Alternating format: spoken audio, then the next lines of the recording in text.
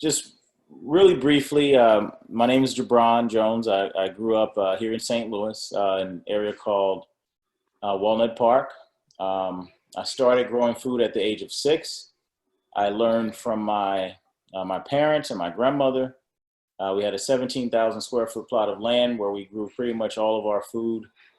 We really didn't go to the store much unless we were buying meats or juices and things like that. But we also made our own juices growing up, and our own chocolates and things like that.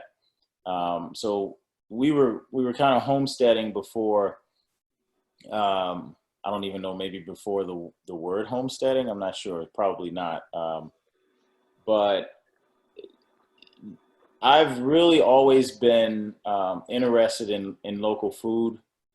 Um, and like I said, I grew from the age of 6 to 17, and a number of different plants, a variety of different vegetables and fruits, from melons to peppers to peaches to apples. We had 9 black walnut trees on the property, berry bushes, all kind of stuff. And I was really blessed to have, and I still am blessed to have parents that instilled in me the benefits of knowing where my food comes from, how to produce food.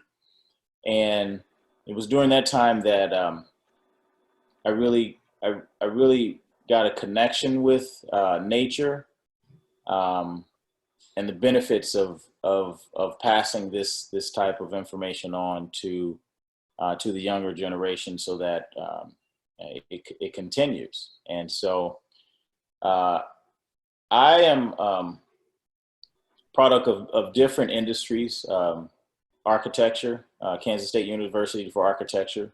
So some of that lends itself to the work that I do, more and more along the lines of farming. And then you'll see some pictures from the North Sarah Food Hub, where we've created a food hub that allows us to produce food here locally. Also, it serves as a shared use kitchen, and we focus on incubating businesses, food businesses here as well. And so I lived in New York for about 10 years. I moved there in 1999, and then I wound up going to New York. Um, sorry, from New York, I wound up going over to Austria for a project. And that project, I was working as an architect, but I was living on a pumpkin farm. And so, going back to when I was saying I used to grow food growing up. Um, when I turned 17, that was not really something that I wanted to do. I had no interest in it. I thought I was going to be uh, the next Michael Jordan, or baseball player. But sometimes those things don't work out, right? Um, and at some point I wised up and got on the path of architecture, and then that led me to spending time in Austria on a pumpkin farm. And then I learned how to. I already knew how to grow pumpkins, but there was a specific variety of pumpkins that grows in Austria, in the Südsteiermark, or the Southern Styria. And it started producing about 300 years ago. This pumpkin started producing uh, pumpkins with no hulls on it. The seeds had no hulls. And the Austrians used to, back then they would started pressing them, and it was a very, very healthy oil. And that oil is one of the top 3 healthiest oils on the planet now. So I spent some time out there on the pumpkin farm, uh, got a chance to eat lots of salads using this pumpkin seed oil as a dressing. But then also started to notice how in Austria there were a number of different farmers. Pretty much everybody was farming, and those farms produced quite a bit of food, and then that food went into the food system, into the supermarkets. They were actually purchasing the the supermarkets were purchasing more foods from the farmers than foods outside of the region. And you know, Austria is not a huge country, but they were sourcing from all the different farmers from the region. So you had one farmer that would grow vegetables. You had another that was doing fruits. You had a you know, a number of beekeepers, and all of them worked together to support the local food system. And so I kind of noticed this while I was there, and it kind of struck me as odd as why we were not doing that back home. And when I started to do the research, I saw that we did used to do this type of stuff years ago. And I mean, even before I was born, there were a number of different farmers. Pretty much the majority of the population were farmers until, I guess, the turn of the century, 75, 100 years ago. Everything moved towards industrial farming, and it moved towards non-sustainable, non-sustainable farming practices, and it went towards, you know, everything started moving towards people, you know, no longer farming, no longer keeping seeds, and there was a disconnect between the people and nature. And one of the things that we talk about, you know, when we're here out at the farm is, you know, we talk about sustainability, we talk about nature, but we don't really include ourselves as part of that equation often when we talk about it. And that's really why I believe we have a lot of the issues that we have here in the world. And so upon leaving Austria, I moved back to New York, and I was visiting St. Louis for like 2 weeks. And while I was visiting, I found out that one of my aunts was diagnosed with cancer, cancer of the liver, and she didn't lead the healthiest life. She didn't eat the healthiest foods, and she wound up passing. But then, you know, upon her passing, a number of my friends wound up passing, and that caused me to want to investigate why, you know, why are these deaths happening? And then I looked at the community here, North City, which is traditionally African American communities, and I started noticing a pattern, and the pattern was basically a habit of eating specific foods, highly processed foods, things like that. And that wasn't always the pattern. Like most nowadays, you have people that are, you know, that are living in North City that are going to fast food places, and they're eating a lot of foods from there. Or if they're not going to fast food places, they're going to the grocery and supermarket, but they're purchasing a lot of, like, you know, highly processed foods. And so that kind of got me thinking, and I started trying to figure out what way I can potentially solve this problem. That's one of the kind of things that I typically do is when I do investigating of, you know, certain things, I try to look for what the problem is, and then how to come up with a solution to that problem. And I have to thank my parents for that critical thinking, processing nature that I have. And so I was only supposed to be in St. Louis for 2 weeks, and 2 weeks has now turned into 10 years. I started an organization called HOSCO, which stands for Holistic, Organic, Sustainable, Cooperative Organization. And that kind of speaks about, you know, how we go about doing things, what our philosophy is. One, thinking in terms of a whole. No one's really an individual that's separate from anyone else. We're not separate from each other. We're not separate from nature. We want to focus on organic practices, no use of pesticides, making sure that the soil, we're not using synthetic fertilizers, we're using the earth and the natural processes that the earth and that the creator has created for, for things to rejuvenate and regenerate themselves.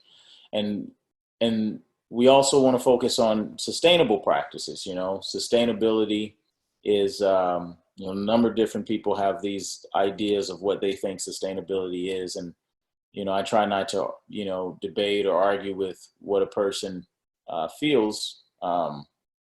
But, when we speak about sustainability, we think of, they always talk about, this three-legged stool where you have the social aspect, you have the economic aspect, and you have the environment aspect, and that contributes to what's considered the triple bottom line of an organization.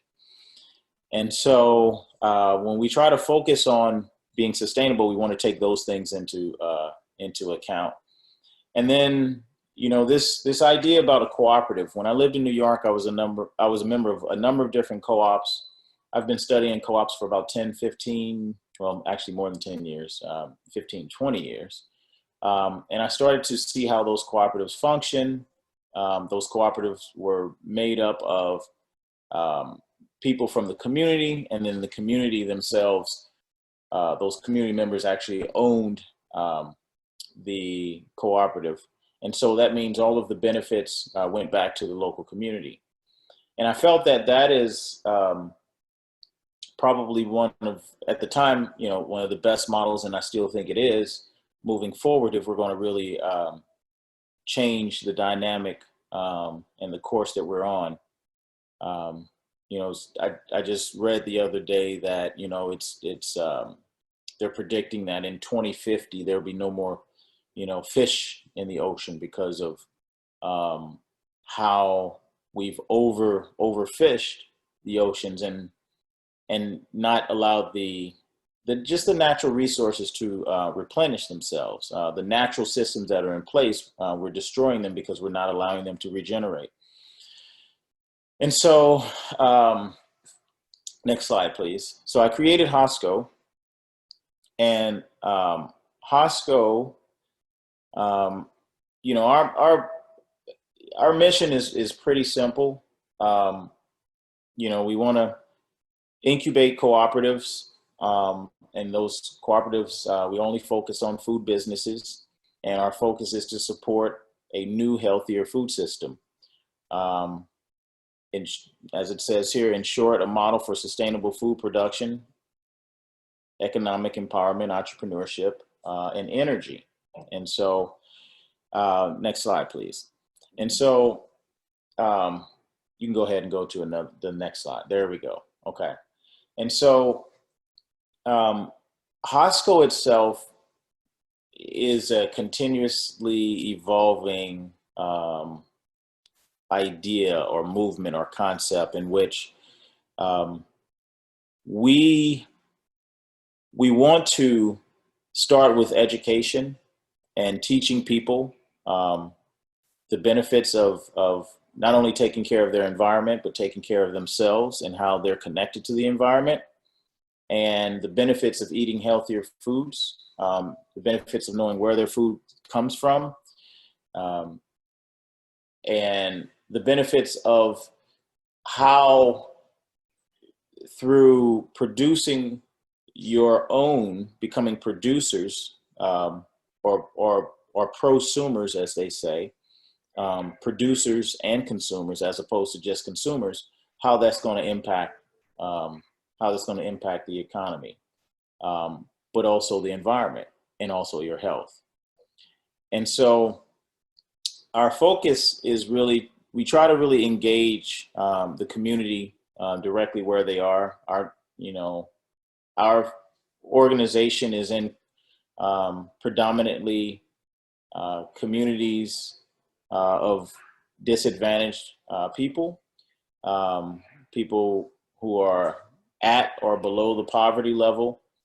And in creating this model, we wanted to kind of tap those resources, the people, their minds,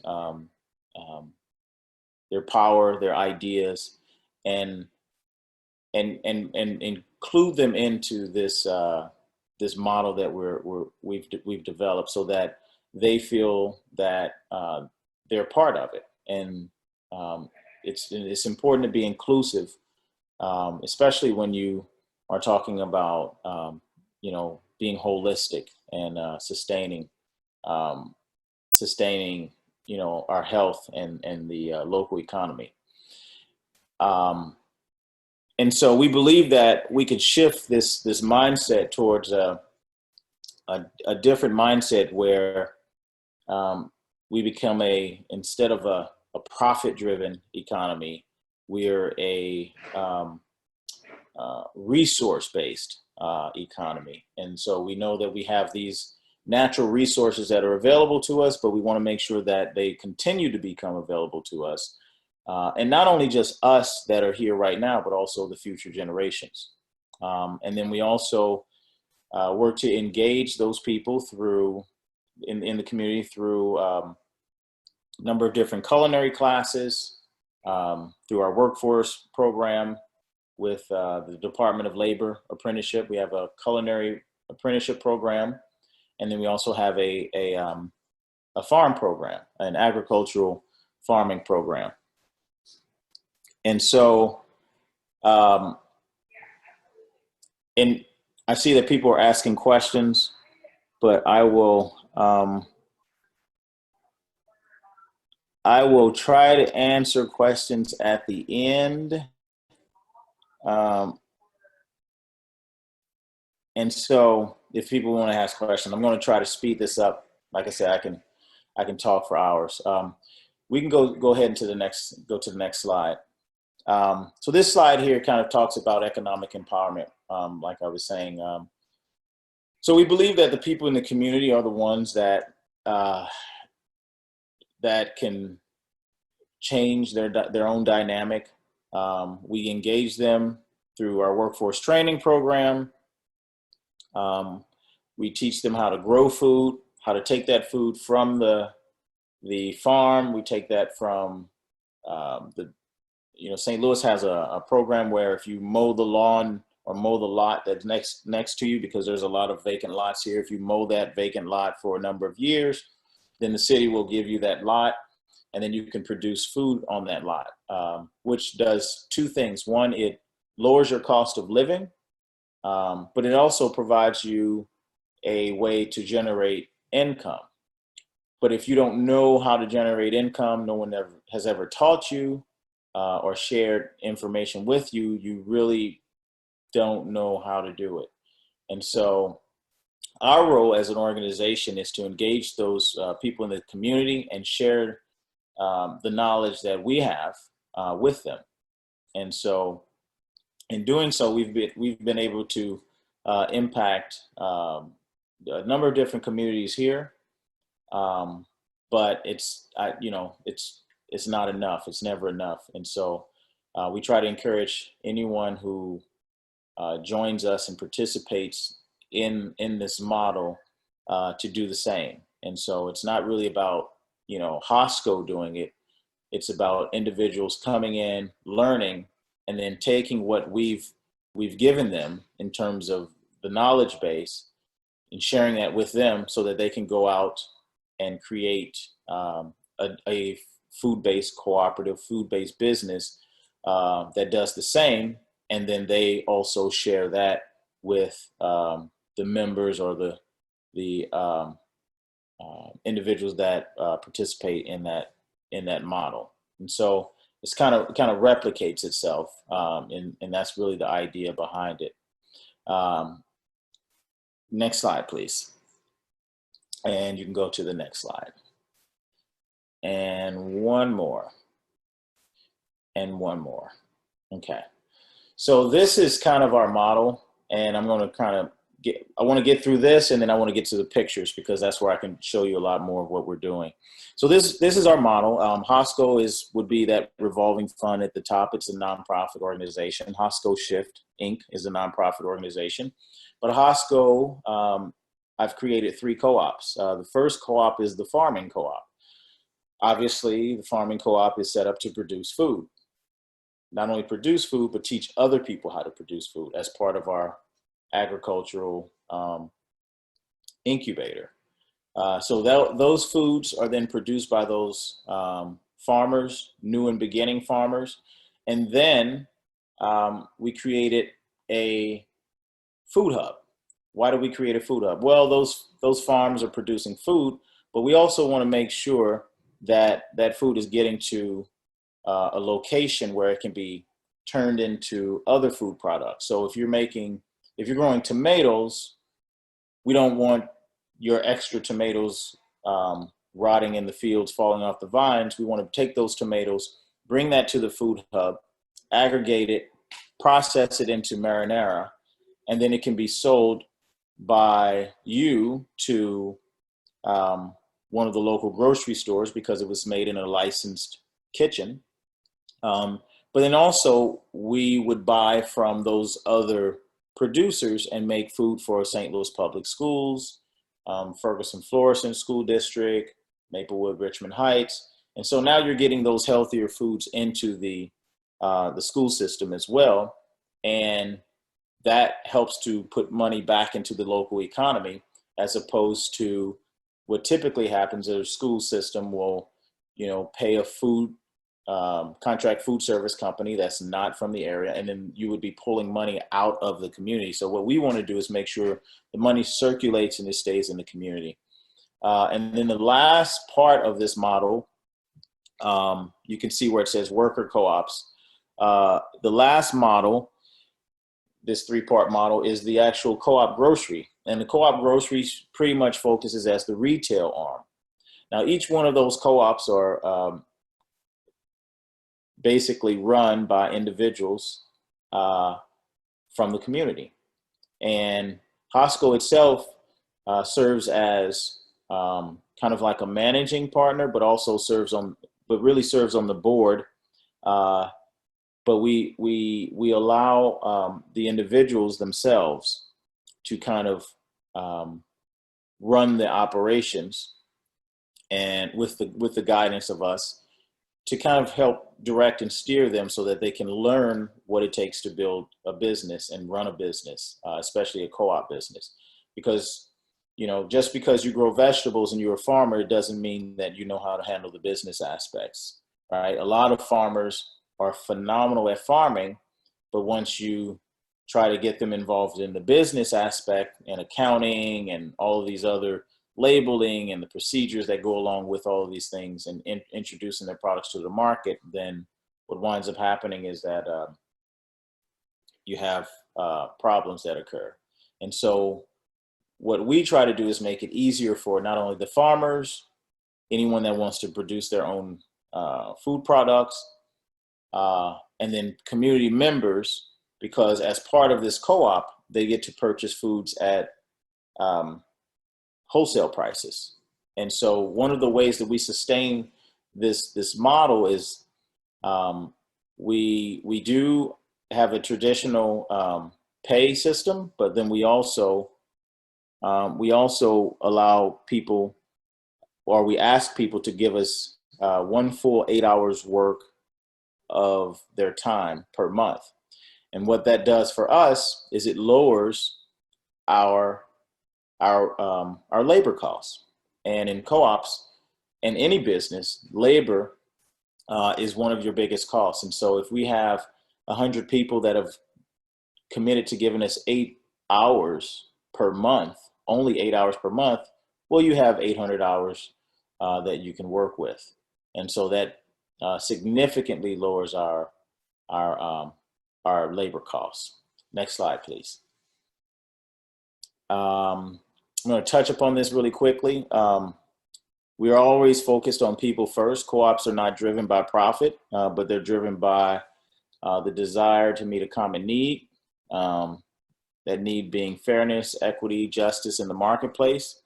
And the decisions taken by co-ops balance the need for profitability with the need of the members. So it's not just profitability going to the shareholders, right? It's all about members first, the community first.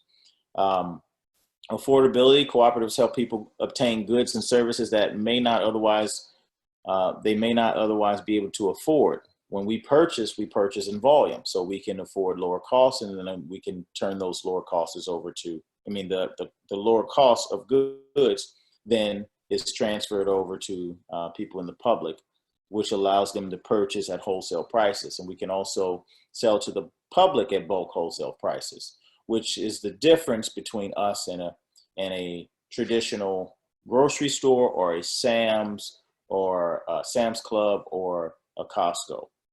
And cooperatives can improve access to the affordability of goods and services such as housing, employment, and credit. So co-ops, our co-op is focused on food, but co-ops can also, be in other areas such as housing and other areas like that. And then accountability. Co-ops are open to everyone, regardless of income status, social status, and everyone has one vote. So my vote does not count more than someone who lives in the community and may be a single parent or single mother. So my role is equal to that of someone else, or at least my voting power is equal to that of something else. And that makes it much more beneficial to the community. Next slide, please. I'm going to try to jump into these photos. Yes, past work. Okay, so now here, just to kind of give you an idea of some of the work that we've done. This is the St. Louis Science Center, top left corner. That's my dad and my nephew. My dad is also founder of HOSCO. And, you see him standing there with my nephew, which shows you the importance and the value that we place in educating the youth and showing the youth what's going on and the benefits of the work that we're doing. If you go to that picture below, you see in that pink shirt in the back, that's my dad there, that's feeding PEX tubing to one to the right of him is a high school student, and inside of that tank is another high school student.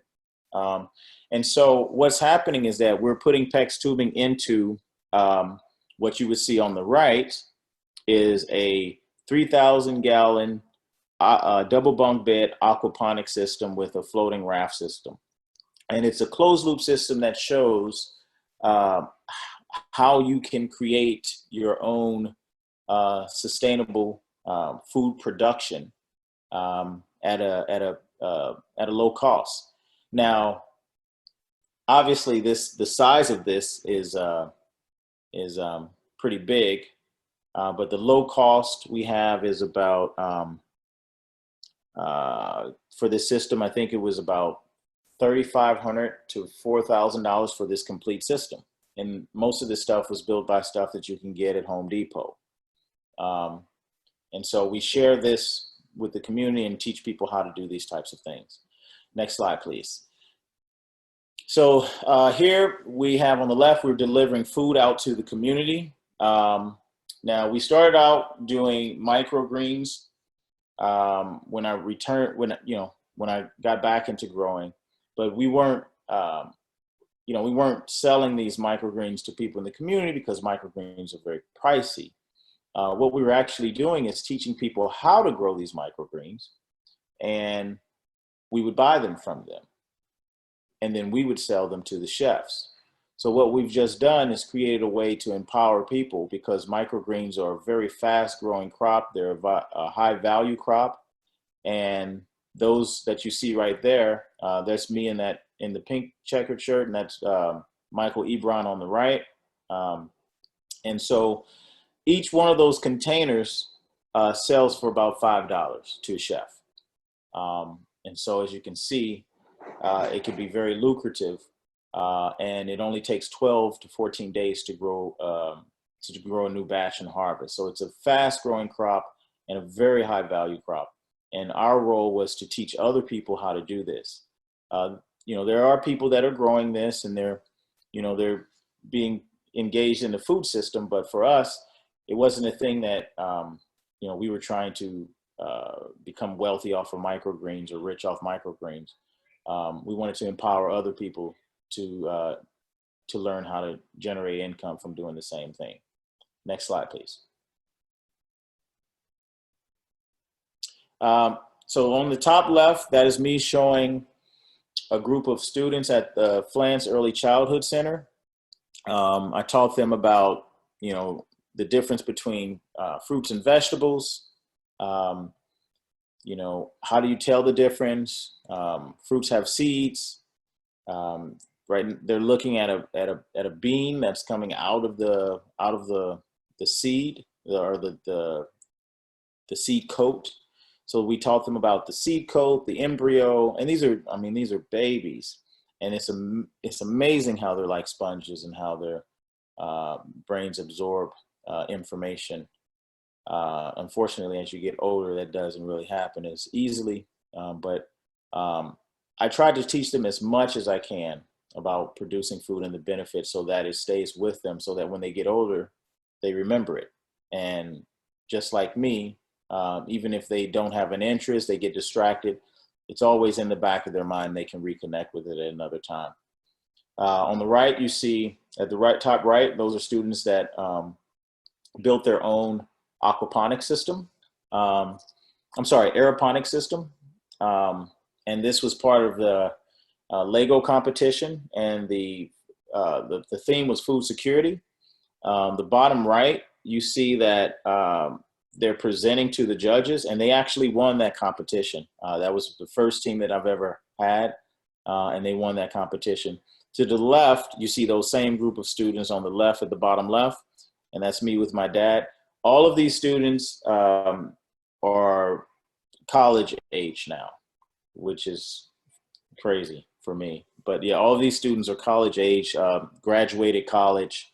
And so a lot of them, I would say maybe a fourth of them have gone on to careers in food, which is, to me, that I believe that's phenomenal. Next slide, please. I'm going to try to speed up because I want you to see a lot of these pictures. So this is the Science Center on the top left. This is our workforce training program. We have students that are out there creating a garden right next to the greenhouse that we constructed. You can see at the bottom left, you can see two of our students planting directly into the floating raft system. On the bottom right, the gentleman with the tiller, just to show you, we get students of all ages. The gentleman with the tiller, he is a Vietnam vet, and he wanted to get back into farming and growing food, and he joined our ag program, and he graduated as well. At the top right, those are students with the chef coats on that completed our culinary program. So we have both the culinary and the agriculture program. Next slide, please. These are students from the Youth Exploring Science program from the Science Center. Bottom left, you see my two nephews feeding fish in the aquaponic system. Top left, you see students from the Youth Exploring Science program that we taught how to grow food and build their own aeroponic system. And in the center, so you can kind of see me squatting down, and the woman to the left of me, right behind me, yep, she came in from Jamaica. She's a mother of a friend of mine, and she actually came to join the program in order for her to learn how to grow microgreens. And she's gone back to Jamaica. She lives in Trelawney, Duncans Bay, Jamaica, and she works with students down there, teaching them how to grow microgreens, and they sell to the resorts down there. And so she's showing other people how to create businesses down there as well. And then to the bottom right, that's just kind of us out at Science Corner in St. Louis, and we were planting raised beds. Next slide, please. This is the food hub that we have created. Obviously, is nothing there now. You'll see in the other slides what it looks like, but the space on the right, yes, you will see that this this space, this is what it started out as. This is a 7-year project. But if you go ahead, yep, go ahead to the next slide. Next slide. So this is that space that you saw before, but this is the kitchen that's there now. So we've taken a empty space and turned it into a kitchen, commercial kitchen, and this is where we produce all the foods. We've got commercial tilt kettles, tilt skillets to make volume food, and we're currently doing that now for COVID food relief, and we have produced in less than a month, we've produced 11,000 meals, prepared and distributed 11,000 meals in less than a month for COVID relief to seniors and also to families in need. Bob, if you could you can just go ahead and kind of click through, just give it like 5 seconds on each one. These are additional microgreens that we grow. More microgreens, you can go past that. It's Michael Ebron, more microgreens, more microgreens, more microgreens. But this is some of the things that we've showed people how to make out of the microgreens. You can keep going. You can keep going, Bob. Other chefs use our stuff. This is how I cook at home.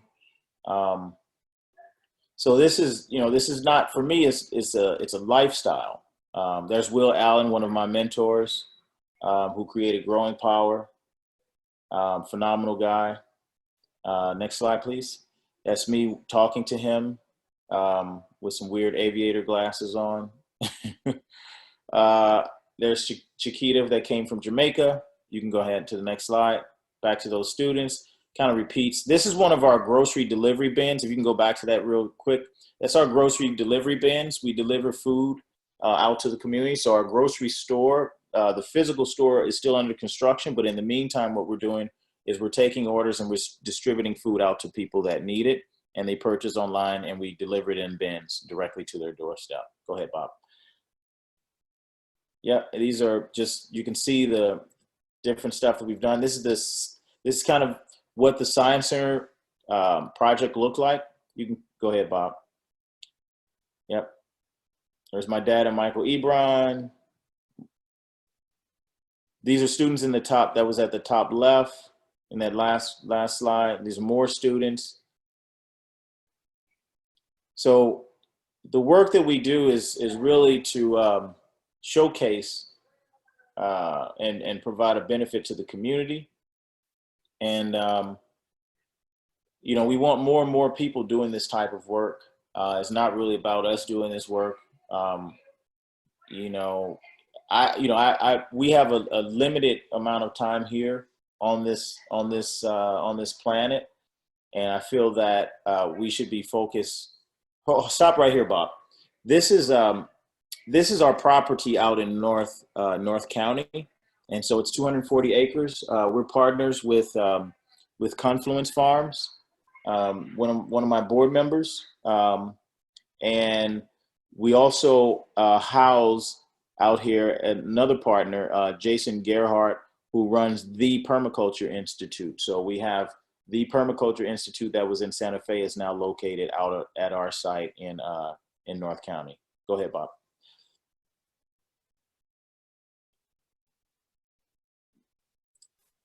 This here is the site, our website for purchasing the groceries. You can go ahead to the next slide. This is Families at Flans Early Childhood Center with some of our students. These are some students from Normandy High School with the chef on the right, our culinary class. That's me in the center. They actually came out to our site, planted some peppers, some of the most expensive peppers in the world. And they harvested those peppers. These are some of the best peppers right there. They made their own salsa, and they packaged that salsa, and they created their own business plan to sell that. Beans, bolado beans, you can just click through. There's a radish, variety of different things. That's me pulling China rose radish out the ground. These are beans that we sold to chefs, beans and peppers we sold to chefs. This is David Bolin, another great farmer here that I worked with. And this location is actually at Baker Creek Heirloom Seed Company. So that's at the owner's house, Jared Ghetto. So we work directly with them. And we also help to get seeds out into the community at a lower cost for people to grow. And Jared supports us. This is Dan Barber at Stone Barns in New York. So we went to visit him. He invited us in. This is Stone Barns here. So we try to connect with a lot of organizations across the country, learn about their sustainable practices and what they do, and try to bring a lot of that stuff back to St. Louis and share that. That's Michael Mazurek, one of the top plant breeders in the middle. He's going to be working with us on a plant breeding program to teach people how to breed plants. This is up in upstate New York, in Cornell.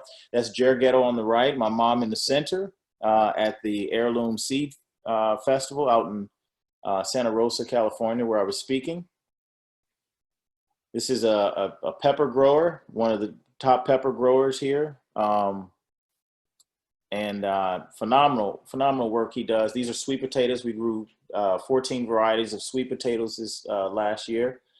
This is another chef here that purchases directly from us. So it's all about supporting and working together. This is I just threw this in here. This is a view from the lodge out at our farmhouse overlooking the Missouri River. I just like that shot. That's why I just threw it in there.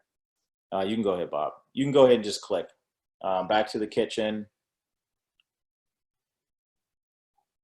This is, that's where we have our meetings, and we house right here, that's St. Louis Public School and Southwest Food Service together. We invited them out to the farm and they visited, and obviously they enjoyed it and smiles on their faces, but we're going to be making food for them this year. And this is when I bought my first tractor. Didn't even know how to get it off of the trailer. That's Pandora Thomas, at the top. She's a sustainability and permaculture specialist. That's me right there. Yep. Next to Jason Gerhardt. Great group of people here in St. Louis that produce food. Let's see. These are the most expensive peppers in the world. The ají cherepita, $11,000 a pound. We couldn't get that price. These are pequeños. Those are Mexican. This is celtus. Celtus, which is an Asian green stem lettuce. You actually eat the stems. I learned this from David Bolin from Bolin Family Farms. Like I said, another phenomenal grower, 26 years old. This is the best tasting sprouting cauliflower there is, called Fioretto. So we grow a lot of stuff that a lot of people are not familiar with. This is Huitlacoche, the corn fungus that grows on corn that chefs, basically the price of an ear of corn. If you can learn how to grow this, it takes the price from 50 to 63 cents to $10 to $20 per ear. And so these are some of the things that we try to teach people: what to grow, how to grow it, why you're growing it, who to sell it to, and then how to take the money that you make and put that back into the community. That's Jesse. All the day's work. Oh, these are pawpaw that grow naturally out on our land.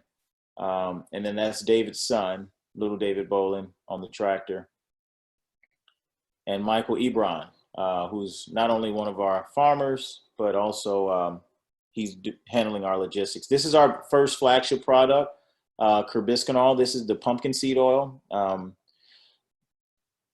Carrots, yeah, you can just click away because I'm going to keep talking. And that might be the last slide. I don't know if I made it. How did I do? Let's see. Oh. Brian, we're only about 15 minutes over time. Oh, I'm sorry. I'm bad at that. I apologize, everybody. I apologize. Do not apologize at all for doing the fantastic work with and connecting the community, all the growers, farmers. You are such a fantastic spokesperson for this movement around food and community development. It's just been an honor for us to share your knowledge, your time with us. We know that, you've got, meetings before and after this program, and this presentation has just been amazing. So fantastic. Thank you so much, Gibron. Thank you. Yeah, I apologize for going over. But if Bob, you still there? I'm still there, meeting's still open. I've stopped sharing the screen so people can see you. We can do one last shout out to how they can connect. Yes. So if you guys want to connect, if you check out so our website is HOSCOUSA.com, but the work that we're doing for COVID food relief is northsarah.org. We could really use individuals for to help for donations. Right now, we're doing about 33 to 3,500 meals per week. One of our biggest costs is the food packaging. I didn't anticipate that being a very major cost, but it's really a major cost for us. And then also purchasing of the food and getting that food out into the community. So if anyone feels that they would like to support, you can go to northsarah.org and support. And if you have any questions further, you can send a message to our general manager. Her name is Kelly Williams, and her email is Kelly, Kelli, at HOSCO, HOSCOUSA.com. And so she can direct you in whatever path that you're looking to collaborate with us, or if you want to donate, she can help as well. So I thank you, thank everyone. I wish I didn't talk so long because I would have liked to answer questions, but sometimes I know I can be very long-winded and verbose because of the work that we're doing. Thank you, Gibron.